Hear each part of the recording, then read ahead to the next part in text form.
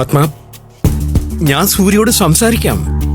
പക്ഷേ ആ ഫ്ലെക്സ് അവിടുന്ന് മാറ്റുന്നില്ല എന്ന് സൂര്യ തീരുമാനിച്ചാൽ കൂടുതൽ ബഹളം വെക്കാതിരിക്കുന്നതാണ് നല്ലത്. എന്ന് പറഞ്ഞ അവനും ആ വേലക്കാരി പെണ്ണും ജയിക്കണം, അതല്ലേ നിങ്ങൾ ഉദ്ദേശിച്ചേ? തനിക്ക് ഈ ഫംഗ്ഷൻ നന്നായിട്ട് നടക്കണോ വേണ്ടയോ, അതാ എന്റെ ചോദ്യം. നാണയില്ലേ നിങ്ങൾക്ക്? സ്വന്തം മകളുടെ വിവാഹ നിശ്ചയം അതാ നന്നായി നടക്കണോ വേണ്ടേന്ന് നിങ്ങൾ എന്നോട് ചോദിക്കുന്നത്. ഇതിനേക്കാൾ കൂടിയതെന്തെങ്കിലും ഒരു അച്ഛൻ ചെയ്യാനുണ്ടോ? പത്മ, വാശിക്ക് എന്തെങ്കിലും പറഞ്ഞ് എന്നെ തോൽപ്പിക്കാൻ വളരെ ഈസിയാ. പക്ഷേ ഇതേ വാശി സൂര്യയോടാവുമ്പോ അതിങ്ങനെയൊന്നും ആവില്ല അവസാനിക്കുക.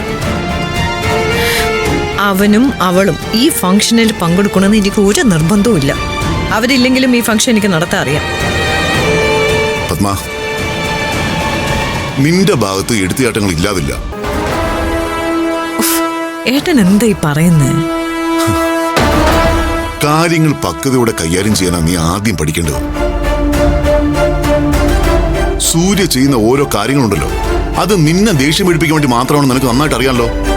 അപ്പൊ നീ എന്താ ചെയ്യേണ്ടത്? അവൻ നിന്നെ പ്രകോപിപ്പിക്കാൻ ശ്രമിക്കുമ്പോ അതിൽ എനിക്ക് ഒരു പ്രശ്നവും ഇല്ലെന്ന് പറഞ്ഞ് കൂളായിട്ട് നിൽക്കല്ലേ വേണ്ടത്. ഇനി ഒരു പ്രശ്നം വരുമ്പോ നീ അങ്ങനെ ഒന്ന് ചെയ്തു നോക്ക്.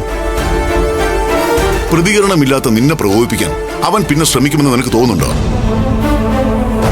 മമ്മി, അങ്കിള് പറഞ്ഞതിലും കാര്യമുണ്ട്. അവൻ ചെയ്യുന്ന ഓരോ കാര്യങ്ങളും മമ്മി ശ്രദ്ധിക്കാതിരുന്നാ പോരെ, പിന്നെ അവൻ എന്ത് ചെയ്യാൻ പറ്റും? പത്മ, ഇതിപ്പോ ഈ പ്രശ്നം അവസാനിപ്പിക്കാൻ പത്മ വിചാരിച്ചാൽ മാത്രമേ പറ്റൂ. നിങ്ങൾ വിളിച്ചുകൂട്ടിയ ജനക്കൂട്ടത്തിന് മുമ്പിൽ വെച്ച് കെട്ടാനെടുത്തൊരു താലി മറ്റൊരു പെണ്ണിന്റെ കഴുത്തിൽ കൊണ്ടുപോയി ഇട്ടവനാണ് സൂര്യ. എന്ത് സംഭവിച്ചാലും സൂര്യക്കൊരു നാണക്കേടിന്റെ പ്രശ്നം ഉണ്ടാവുമെന്ന് ഞാൻ വിചാരിക്കുന്നില്ല. പത്മ, ഞാൻ ഈ പറഞ്ഞ മാർഗം നിനക്കൊന്ന് പരീക്ഷിച്ചു നോക്കാൻ പറ്റുമോ?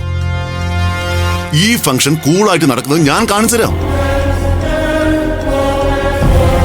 പത്മ, ആദ്യം ഈ ഫംഗ്ഷൻ മാന്യമായിട്ടൊന്ന് അവസാനിക്കട്ടെ. അത് കഴിഞ്ഞ് പറയാനുള്ളതൊക്കെ നമുക്ക് പറയാം. പക്ഷെ ഇപ്പൊ പ്രയോറിറ്റി ഫംഗ്ഷനാണ്.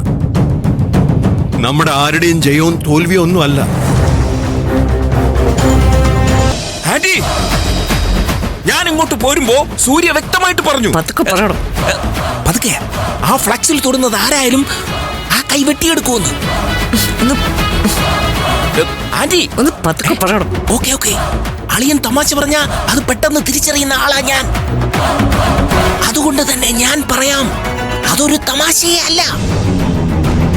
എന്തായാലും ഫ്ലക്സ് നശിപ്പിക്കാൻ ഉദ്ദേശമുണ്ടെങ്കിൽ നമ്മുടെ കൂട്ടത്തിന്ന് ഒരാളും അങ്ങോട്ട് പോകരുത്. ഇവിടെ വേണ്ടാതെ കിടക്കുന്ന ഏതെങ്കിലും പണിക്കാരനെ വിട്ടാ മതി. അവർക്കെന്തെങ്കിലും സംഭവിച്ചാൽ അവർക്കെന്തെങ്കിലും കോമ്പൻസേഷൻ കൊടുത്താൽ മതിയല്ലോ. എന്താ എന്താ എന്താ ആരും ഒന്നും മിണ്ടാതെ നിൽക്കുന്നത്? എന്റെ ഐഡിയ കുഴപ്പമായോ? വിജയ്, ഇനി ആ ഫ്ലെക്സിനെ കുറിച്ച് സൂര്യയോട് ആരും സംസാരിക്കണ്ട. ആ വിഷയം ഇതോടെ അവസാനിച്ചു. പക്ഷെ ഇത് പത്മയുടെ തോൽവിയാണെന്ന് അച്ഛനും മോനും കരുതണ്ട. ഒരടി കിട്ടിയാൽ തിരിച്ചടിക്കാതെ പത്മ ഉറങ്ങില്ല. ആന്റി, വേറൊരു ഐഡിയ ഉണ്ട്. ആദ്യത്തെ ഐഡിയ ഇഷ്ടമാവാഞ്ഞിട്ടായിരിക്കുമോ ആന്റി പോയത്? അല്ലേ?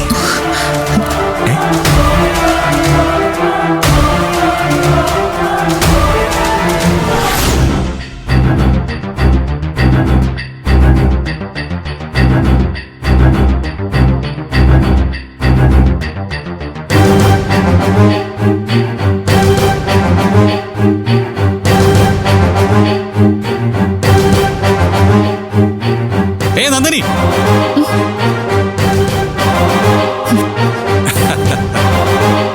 നന്ദിനി, അതെ, പത്മ മേഡം എന്നോട് എന്തെങ്കിലും ചോദിച്ചോ? എന്തെങ്കിലും ചോദിച്ചോ? എവിടെന്ന് അല്ലേ? അതെ, ചോദിക്കാനുള്ള ധൈര്യമൊക്കെ പോയി കാണും. കാരണം എന്താ? ദേ നോക്കിയേ, തന്നെ ഒതുക്കാൻ നോക്കിയ പത്മ മേഡം ഇപ്പൊ തന്റെ മുമ്പിൽ ഒതുങ്ങിക്കല്ലേ. വരുന്നവരും പോകുന്നവരും എല്ലാം who is Nandini, who is Nandini, അതാണ് ചോദിച്ചുകൊണ്ടിരിക്കുന്നത്. പറഞ്ഞല്ലേ പറ്റത്തുള്ളൂ.